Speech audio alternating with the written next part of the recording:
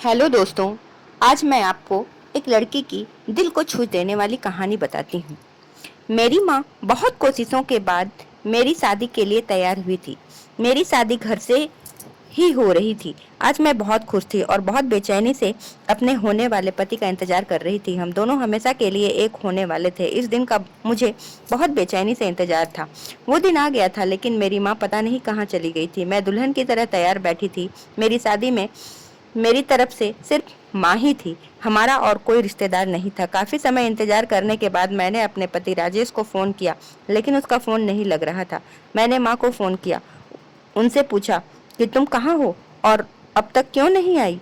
माँ ने घबराई हुई आवाज में कहा, मैं आ रही हूँ, तुम अपना ख्याल रखना। घर पे कोई भी आए तो तुम दरवाजा मत खोलना। मैंने माँ से पूछा कि माँ ऐसा क्या हुआ, राजेश आने ही वाला होगा। माँ ने कहा, राजेश आए तुम जब भी दरवाजा नहीं खोलोगी। मैंने माँ से पूछा कि क्यों, मैं राजेश के लिए दरवाजा क्यों नहीं खोलूंगी।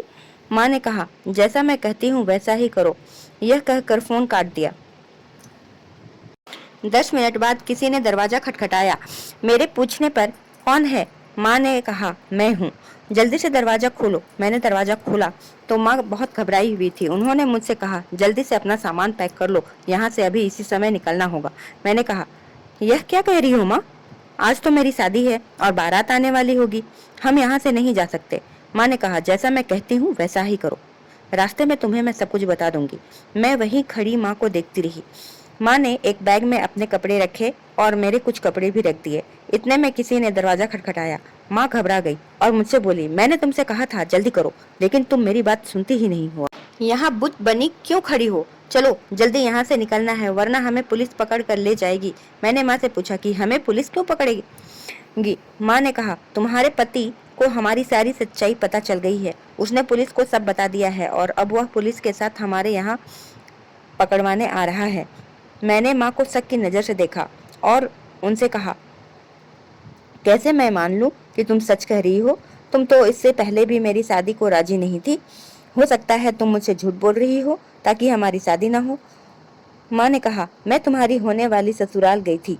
जैसे ही मैं वहां गेट पर पहुंची, तुम्हारा होने वाला पति पुलिस से बात कर रहा था। वो कह रहा था कि काजल ने मुझे धोखा दिया है। मैंने छुपकर उसकी बात सुन ली, इसलिए मैं उसकी बात सुनकर जल्दी से घर पर आई और तुमसे भी कह रही हूँ कि यहाँ से चलो, वरना हम पकड़े जाएंगे। उस समय मेरी कुछ समझ में नहीं आ रहा था कि मुझे क्या करना चाहिए। पता नहीं माँ सच बोल रही है या झूठ। दरवाजा खोलकर भी देख नहीं सकती थी कि वहाँ पुलिस ही आई है या कोई और। माँ अगर सच कह रही होगी तो दरवाजे पर पुलिस होगी, तो हमें गिरफ्तार कर लेगी। माँ मेरा हाथ खींचते हुए मुझे पीछे के दरवाजे से बाहर ले गई। हम वहां से जल्दी जल्दी भाग निकले। भागते भागते हम रोड पर पहुंच गए। माँ ने एक टैक्सी पकड़ी। हम टैक्सी में बैठे। माँ ने उसे बस स्टैंड जाने को कहा। टैक्सी में बैठते ही मुझे राजेश का ख्याल आया।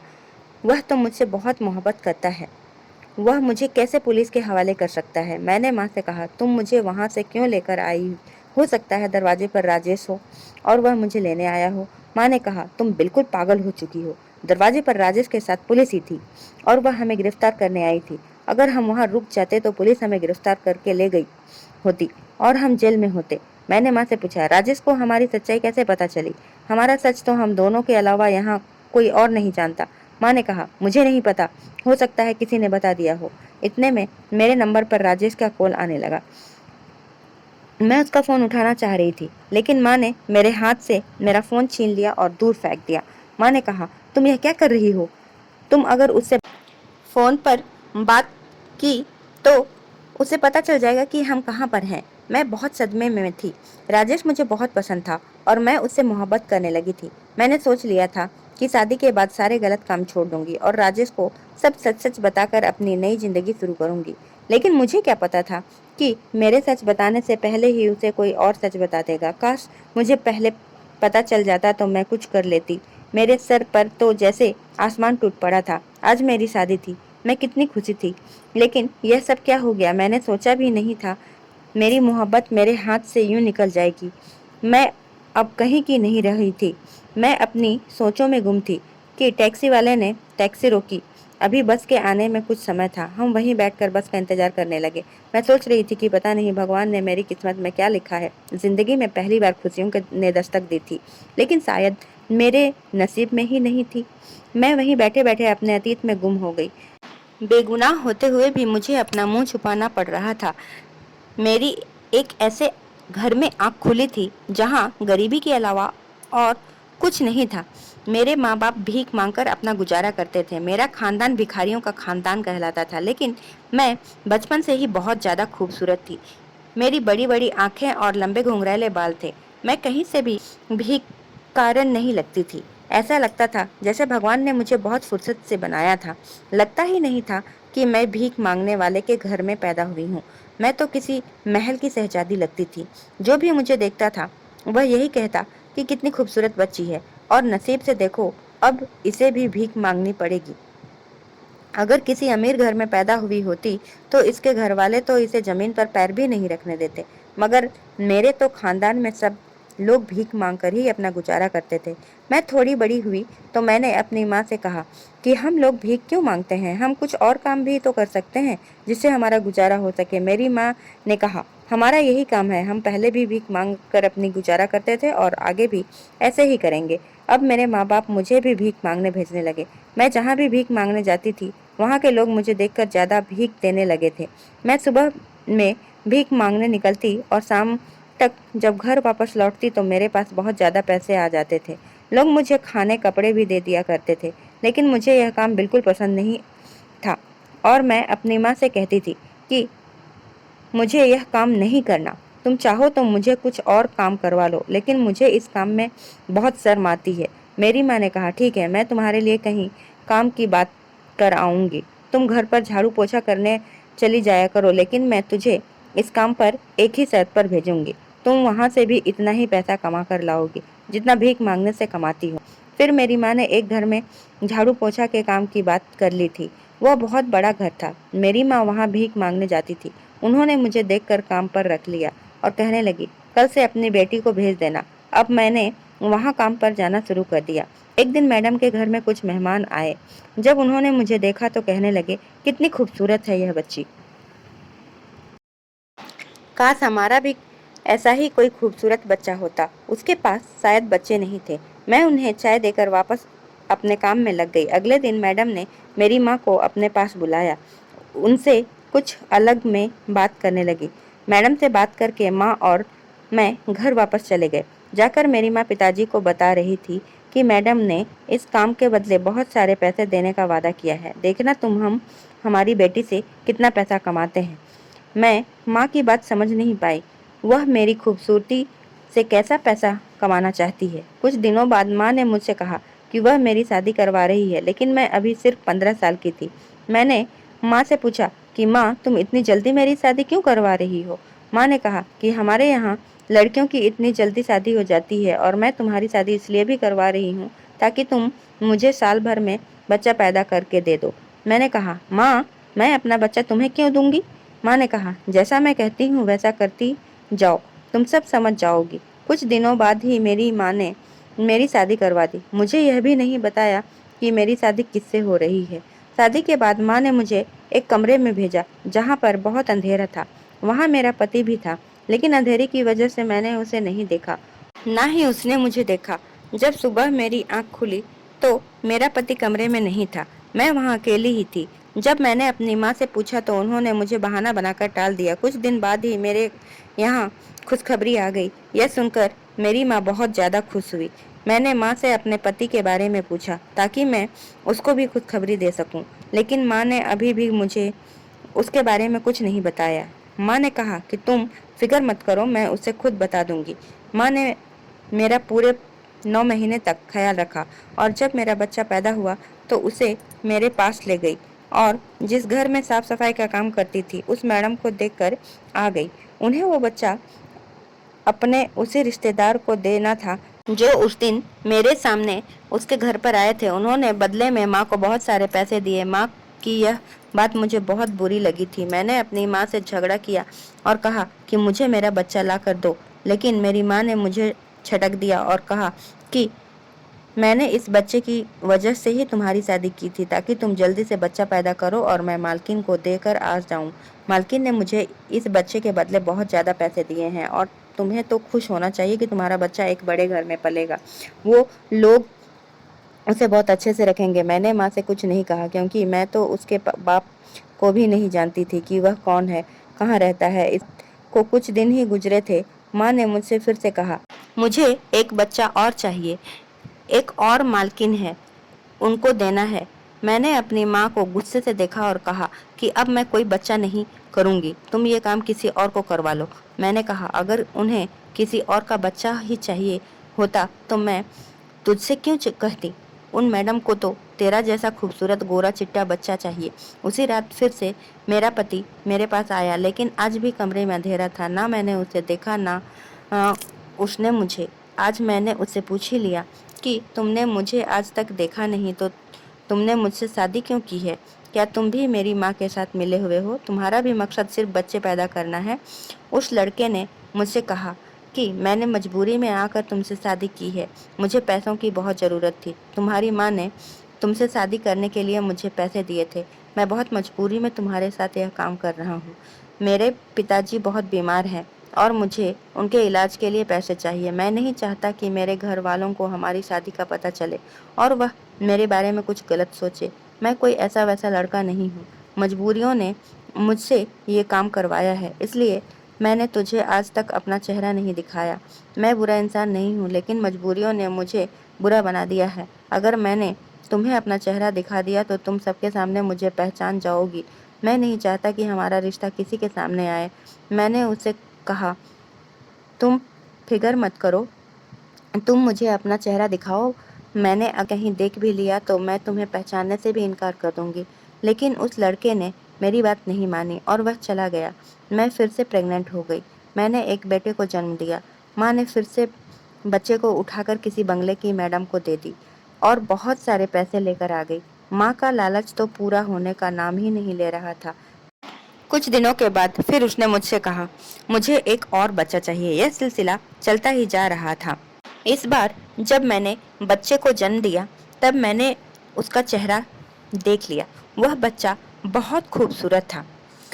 शायद वह अपने बाप पर गया हो, क्योंकि हर बच्चा मुझ पर ही जाए ऐसा मुमकिन नहीं था। बच्चा माँ और बाप दोनों में से किसी पर भी जा सकता है। इस बार मैंने सोचा था कि जब मेरा पति मेरे पास आएगा तो मैं उससे कहूँगी कि हम लोग यहाँ से भागकर कहीं और चलते हैं और अपनी अलग दुनिया बसाते हैं। मुझे भी अपने पति से मोहब्बत होने लगी थी। कुछ दिनों बाद फिर माँ मेरे पास आई और मुझसे कहने लगी, तुम अपने पति से क्या कह रही थी? वह तुम्हें छोड़कर चला गया है। यह सुनकर मेरे पैरों तले जमीन निकल गई। मैं सोच भी नहीं सकती थी कि मेरे साथ इतना बुरा हो सकता था। मैं सदमे में चली गई और मेरी माँ ने यह बच्चा उठाकर किसी और बंगले वाली मैडम को दे दिया। अब हमारे घर में बहुत सारे पैसे आ गए थे और किसी चीज़ की कमी नहीं थी। इस बार मैंने सोच लिया था मैं अब कोई बच्चा पैदा करके माँ को नहीं दूंगी। माँ ने जब मुझसे कहा कि मैं दूसरी शादी कर लूँ तो मैं अपनी माँ के चेहरे को देखती रही। मैंने माँ से कहा कि माँ, तुम्हें शर्म नहीं आती? तुम पैसों के लालच में इतनी गिर गई हो, अपनी बेटी के बारे में भी नहीं सोच रही हो। मैं अब तुम्हारी कोई बात नहीं मानूंगी। माँ मुझसे गुस्से में बोली, अगर मेरी बात नहीं मानेगी तो कहाँ जाएगी? तेरा पति तो तुझे छोड़कर जा चुका है। तुम तो उसको जानती भी नहीं है और तूने उसे देखा भी नहीं है। कहाँ ढूंढेगी उसे? अपनी जिंदगी किसके सहारे जिएगी? मैंने बचपन से अब तक तुझ पर इतना खर्चा किया, तुझे रानी बनाकर रखा और मेरी बात मानने के से मना कर रही है तू? मेरी बात नहीं मानेगी तो इस घर में भी नहीं रहेगी। बाहर जाकर देख, तुझे पता चलेगा कि दुनिया कितनी जालिम है। अकेली औरत देखकर नोच नोच कर खा लेती है। माँ की इस बातों का मेरे पास कोई जवाब नहीं था। आखिर मैं जाती भी तो कहाँ जाती और किसके सहारे? मैंने तो आज तक अकेले बाहर कदम भी नहीं रखा था। मजबूरन इस बार भी मुझे माँ की बात माननी पड़ी। माँ ने मेरी फिर से एक लड़के से शादी करवा दी जो कि बहुत खूबसूरत था, लेकिन वह लड़का ड्रग्स लेता था और पता नहीं कौन कौन से नशे करता था। नशे की हालत में ही मेरे पास आता। जब मैं अपनी माँ से यह बात कहती तो माँ मुझसे साफ कह देती कि तुझे क्या करना है, तू सिर्फ बच्चे पैदा करने पर ध्यान दे। तुझे उसकी असली बीवी बनने की ज़रूरत नहीं है। जो जैसा है उसे वैसे ही रहने दे। तूने उसे सुधारने का ठेका नहीं ले रखा है। मैं अपने पति से कुछ कह भी नहीं सकती थी, क्योंकि वह जब भी मेरे पास आता नशे में होता था। मेरी माँ उसे नशे के लिए पैसे देती और वह उनकी बातें मानता जाता। उसे ना मुझसे ना अपनी औलाद से कोई मतलब था। उसे नहीं पता था कि उसकी संतान कहाँ है। अब मुझे यह काम करते करते सालों हो गए थे।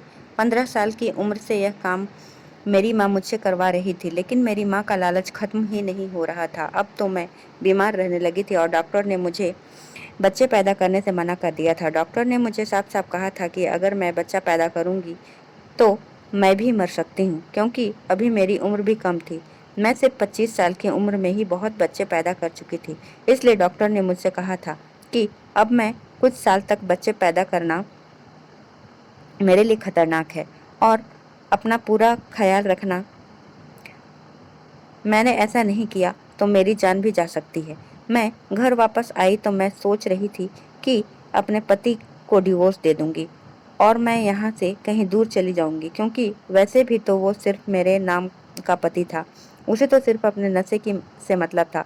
अभी मेरी तबीयत ठीक नहीं हुई थी कि इसी बीच मेरे पास खबर आई कि मेरे पति का एक्सीडेंट हो गया है, जिसमें उसकी जान चली गई।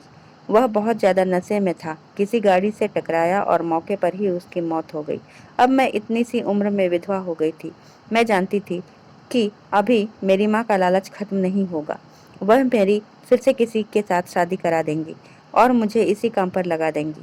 मैंने अपनी माँ से कहा, माँ, मैंने तुम्हें इतना पैसा कमा कर दिया है, क्या तुम मेरी एक छोटी सी बात नहीं मान सकती? मैं बाहर घूमना फिरना चाहती हूँ, दुनिया देखना चाहती हूँ। वैसे भी अब हमारे पास इतनी दौलत हो गई है कि हम खुद एक बंगला खरीद सकते हैं। मुझे 1 साल का समय दे दो। मैं इस 1 साल में अपनी ज़िंदगी अपने तरीके से जीना चाहती हूँ। उसके बाद जो तुम कहोगी मैं वैसा ही करूँगी। माँ को शायद मेरी बात समझ में आ गई थी, क्योंकि डॉक्टर ने भी कहा था कि अगर मैंने अब बच्चे पैदा किए तो इसमें मेरी जान को खतरा हो सकता है। और माँ मेरी जान का खतरा नहीं ले सकती थी, क्योंकि उन्हें मुझसे अभी और जो पैसे कमाने थे। इसलिए माँ ने कहा कि ठीक है, लेकिन मैं तुम्हारे साथ जाऊंगी और वापस आने के बाद तुम वैसा ही करोगी जैसा मैं तुमसे कहूँगी। उसके बाद हम दूसरे शहर में रहने आ गए। मुझे यहाँ आकर बहुत अच्छा लग रहा था। मैं अपनी पिछली ज़िंदगी भूल रही थी। मुझे तो पता ही नहीं था कि ज़िंदगी ऐसी भी जी जाती है। लोग अपनी ज़िंदगी से इतना भी खुश हो सकते हैं। आज मुझे ऐसा लगा था कि मेरा दूसरा जन्म हुआ है। मुझे पहली बार मोहब्बत भी इसी शहर में हुई थी। एक दिन मैं माँ के साथ शॉपिंग करने जा रही थी। रास्ते में मेरी एक गाड़ी से टक्कर हो गई थी। वहाँ मुझे एक लड़के ने बचाया और मुझे हॉस्पिटल ले कर गया। उसने मेरी पट्टी करवाई। इतने में माँ वहाँ आ गई और वह लड़का पता नहीं कहाँ चला गया। मैं तो उसके बारे में सोचती ही रह गई। वह लड़का मुझे बहुत अच्छा लगा था। जैसे वो मुझे अपनी गोद में उठाकर हॉस्पिटल लेकर आया, सब कुछ एक सपने जैसा था। मैं सोच रही थी कि पता नहीं वह मुझसे दोबारा मिलेगा या नहीं। हम घर आ गए। कुछ दिन मैं घर पर ही रही। बाद में जब मैं शॉपिंग करने गई तो वह लड़का अपनी एक कपड़े की दुकान पर दिखाई दिया। मैं उसके पास गई और उसे थैंक यू बोला। उसने मेरी तरफ देखा और मुस्कुरा दिया। मुझसे पूछने लगा, तुम अब कैसी हो? मैंने कहा, मैं ठीक हूँ। मैंने उससे पूछा कि यह दुकान तुम्हारी है? उसने कहा, हाँ, यह दुकान मेरी है। अभी मैं उससे बात कर ही रही थी कि माँ वहाँ आ गई। मुझसे कहने लगी कि तुम किससे बात कर रही हो? मैंने कहा, माँ, यह वही लड़का है जिसने मेरी जान बचाई थी और मुझे हॉस्पिटल लेकर गए थे। इनकी कपड़ों की दुकान है। मैं इनसे कपड़े दिखाने को बोल रही थी। माँ ने कहा, क्या तुम्हें कोई सूट पसंद आया? मैंने कहा, हाँ माँ, मुझे यह सूट पसंद है। माँ ने मुझे सूट दिलवाया और हम घर पर वापस आ गए। उस लड़के का नाम राजेश था। मैं घर आने के बाद भी राजेश के बारे में सोचती रही। शायद मुझे राजेश से मोहब्बत हो गई थी, लेकिन मैं यह जानना चाहती थी कि वह भी मुझसे मोहब्बत करता है या नहीं। एक दिन राजेश ने मुझे कॉल की और मिलने के लिए बुलाया। माँ को बिना बताए मैं राजेश से मिलने चली गई। अब मैं अक्सर राजेश से मिलने जाती और उससे फ़ोन पर भी बात करती थी, लेकिन माँ को इस सब के बारे में कुछ नहीं पता था। राजेश एक बहुत अच्छा लड़का था। उसकी कपड़े की दुकान थी। वह इसी शहर में अपने माँ बाप के साथ रहता था। राजेश ने मुझे शादी के लिए कहा और मैंने उसे हाँ कर दी। जब माँ को यह बात पता चली तो वह मुझसे बहुत नाराज हुई और कहने लगी कि तुम आज के बाद राजेश से बात नहीं करोगी। मैंने यह सब कुछ राजेश को बताया। राजेश ने कहा कि तुम फिक्र मत करो, मैं तुम्हारी माँ से खुद बात कर लूंगा। राजेश ने जब माँ से बात करी तो वह हमारी शादी के लिए मान गई। मुझे बहुत हैरत हुई कि माँ इतनी जल्दी राजेश की बात कैसे मान गई। वह तो मुझसे कुछ और ही काम करवाना चाहती थी। अगले दिन राजेश हमारी शादी की बात करने हमारे घर आया। उसने कहा कि हम एक हफ्ते बाद ही शादी कर लेते हैं। मैं अफसोस के साथ कहा कि ठीक है, जैसे तुम्हारी मर्जी। मैं बहुत खुश थी कि मेरी शादी राजेश से हो रही है। मैंने अपनी शादी की सारी शॉपिंग राजेश के साथ ही की थी। राजेश के घर भी गई थी और उसके माता पिता से भी मिली थी। उसके माता पिता भी बहुत अच्छे थे। माँ मुझे इस शादी से खुश नहीं लग रही थी, लेकिन अब मुझे अपने लिए ज़िंदगी जीनी थी। माँ के लिए मैंने बहुत ज़िंदगी जी ली थी। मैंने राजेश को अपने अतीत के बारे में कुछ नहीं बताया था और माँ से भी कहा था कि वह राजेश को हमारे बारे में कुछ ना बताए। आखिर वह दिन आ ही गया जिसका मैं बेसब्री से इंतजार कर रही थी। आज मेरी और राजेश की शादी थी। मैं दुल्हन बनकर राजेश का इंतजार कर रही थी। तभी माँ ने आकर मुझे बताया कि राजेश को हमारे बारे में सब कुछ पता चल चुका है और वह हमें धोखाधड़ी के इल्जाम में पुलिस को पकड़वा रहा है। पता नहीं किसने राजेश को सच्चाई बता दी थी और वह हमें पकड़वाने के लिए पुलिस को अपने साथ लाया था। मैं राजेश से बहुत मोहब्बत करती थी और उसकी आंखों में अपने लिए नफरत नहीं देख सकती थी। इसलिए मैं माँ के साथ वहाँ से भागकर आ गई। मैंने माँ से पूछा कि माँ बस कब आएगी। माँ भी बहुत बेचैनी से बस के आने का इंतजार कर रही थी। इतने में राजेश पुलिस को लेकर वहाँ पहुँच गया। मैं राजेश से नजरें नहीं मिला पा रही थी। माँ ने भागने की कोशिश की, लेकिन पुलिस ने उन्हें पकड़ लिया और उनके हाथ में हथकड़ी पहना दी। लेकिन हैरत की बात थी कि पुलिस ने मुझे हथकड़ी नहीं पहनाई थी। राजेश पुलिस वालों से कहने लगा कि आप इन्हें लेकर आगे चलिए, मैं अपनी होने वाली पत्नी के साथ पीछे आता हूँ। राजेश की यह बात सुनकर मैंने उसके चेहरे की तरफ देखा। मैं उससे कोई सवाल करती इतनी हिम्मत मेरे अंदर नहीं थी। मैं सोच रही थी कि हो सकता है मेरी मोहब्बत ने राजेश को पिघला दिया हो और उसने मुझे माफ़ कर दिया हो। राजेश ने मुझे गाड़ी में बिठाया और हम पुलिस स्टेशन की तरफ जाने लगे। रास्ते में मुझे अजीब अजीब ख्याल आ रहे थे। मैं राजेश की तरफ देखती, लेकिन उससे कुछ पूछने की हिम्मत न होती। आखिर पूछती भी तो किस मुंह से। मैंने राजेश से इतना बड़ा सच छुपाया था। मैं सजा की हकदार थी। हम पुलिस स्टेशन पहुंचे तो माँ कह रही थी कि मुझे क्यों गिरफ्तार किया है और मेरा कसूर क्या है। तब राजेश ने कहा कि तुम्हें अरेस्ट किया गया है छोटे बच्चों को बेचने के जुर्म में, पैसों के लालच में अपनी 15 साल की बच्ची का बचपन बर्बाद करने के जुर्म में। मैंने हैरत से राजेश की तरफ देखा और उससे पूछा कि तुम्हें कैसे पता चला। उसने मुझे बताया कि उस दिन दुकान पर मैंने तुम्हारी माँ को पहचान लिया था, लेकिन मैंने और तुम्हारी माँ ने तुम्हें बताया नहीं था। मैं बहुत गरीब था। मेरे पिताजी नौकरी करके घर चलाते थे, लेकिन मेरे पिताजी का एक्सीडेंट के बाद पूरे घर की जिम्मेदारी मुझ पर आ गई। इसलिए मैंने अपना काम करना शुरू कर दिया था। कभी मुझे काम मिल जाता, कभी नहीं मिलता। उसी बीच मेरी मुलाकात तुम्हारी माँ से हुई। उसने मुझसे कहा कि तुम्हारे लिए एक काम है, इसके बदले में तुम्हें पैसे दूंगी। मैंने पूछा कि क्या काम है। तब उसने मुझे बताया कि तुम्हें मेरी बेटी की शादी करनी है और उससे प्रेग्नेंट करना है, लेकिन उस बच्चे पर और मेरी बेटी पर तुम्हारा कोई हक नहीं होगा। इसके बदले मैं तुम्हें पैसे दूंगी। पहले तो मैंने इस काम से मना कर दिया, लेकिन फिर मैंने अपने घर के हालात को देखकर मजबूरन उनकी बात माननी पड़ी। फिर मेरी तुमसे शादी हो गई। मुझे तुम पर बहुत तरस आता था, लेकिन मैं सोचता था कि शायद तुम भी अपनी माँ के साथ मिली हुई हो। बच्चे होने के बाद मुझे तुमसे मोहब्बत हो गई और मैंने तुम्हारी माँ से कहा कि मैं तुम्हें अपने साथ अपने घर पर अपनी दुल्हन बनाकर लेकर जाना चाहता हूँ और अपनी ज़िंदगी इज्जत के साथ जीना चाहता हूँ। लेकिन तुम्हारी माँ ने साफ मना कर दिया और कहा कि तुम मुझसे डिवोर्स लेना चाहती हो। तुम्हारी माँ ने कहा कि तुम मेरे साथ नहीं रहना चाहती हो, तो मैंने डिवोर्स पेपर पर साइन कर दिए, क्योंकि मैं तुम्हें ज़बरदस्ती अपने साथ नहीं रखना चाहता था। लेकिन मैं ऐसे बच्चे पैदा कर छोड़ भी नहीं सकता था। इसलिए मैंने तुमसे दूर रहने का फैसला कर लिया और यहाँ इस शहर में आकर काम करने लगा। मैंने दिन रात मेहनत की और अपनी दुकान खरीद ली, लेकिन मैं तुम्हें नहीं भूल पाया था। भगवान से यही दुआ करता रहता कि तुम मुझे मिल जाओ और आखिर एक दिन तुम मुझे मिल ही गई। जब मैंने तुम्हारी माँ से हमारी शादी के बारे में कहा, तब तुम्हारी माँ पहले वाली शर्तों पर ही राजी हुई, पर मैं तुम्हें उस तरह से अपनी पत्नी नहीं बनाना चाहता था, इसलिए मुझे पुलिस का सहारा लेना पड़ा। और मैं जब पुलिस को ये सारी बातें बता रहा था, तब तुम्हारी माँ ने ये सारी बातें सुन ली, इसीलिए वह तुम्हें लेकर भाग रही थी और हमें तुम्हारा पीछा करना पड़ा। राजेश की सारी बात सुनकर मुझे पता चला कि राजेश ही मेरा पहला पति था। यह सुनकर मुझे बहुत खुशी हुई, लेकिन मैंने राजेश से पूछा, क्या मम्मी अब जेल में ही रहेंगी? तब उसने कहा, फिक्र मत करो, माँ को हम बाहर निकाल लेंगे जब उन्हें यह एहसास हो जाएगा कि उन्होंने गलत काम किया है। आज मेरा और राजेश की मंदिर में ही शादी हो गई। आज मैं बहुत खुश हूँ। मैंने भगवान को शुक्रिया अदा किया कि उसने मुझे नर्क वाली जिंदगी से निकालकर इतने अच्छे पति के साथ दिया। दोस्तों, मैं उम्मीद करती हूँ कि आप लोगों को मेरी ये कहानी बहुत अच्छी लगी हो। अगर आप लोगों को ये मेरी कहानी अच्छी लगी हो तो मेरे चैनल को लाइक और सब्सक्राइब करना बिल्कुल ना भूलें और मुझे कमेंट कर बताएं कि यह कहानी आपको कैसी लगी। धन्यवाद।